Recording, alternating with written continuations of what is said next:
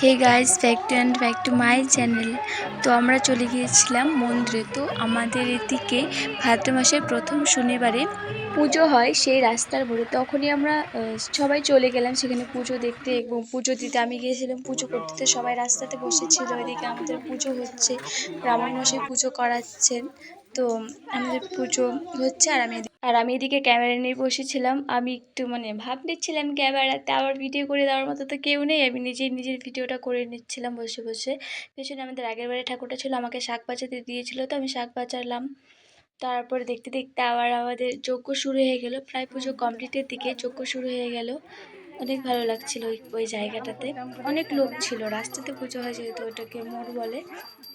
তো এখানে আমাদের পুজো যজ্ঞ চলছে, তো যজ্ঞ হয়ে গেল। এখন আমরা সবাই অঞ্জলি দেব, তো অঞ্জলি দিয়ে দিলাম আমরা সবাই। এখন আমাদের অঞ্জলি কমপ্লিট হয়ে গেল। অঞ্জলি কমপ্লিট করার পরে প্রসাদ খেতে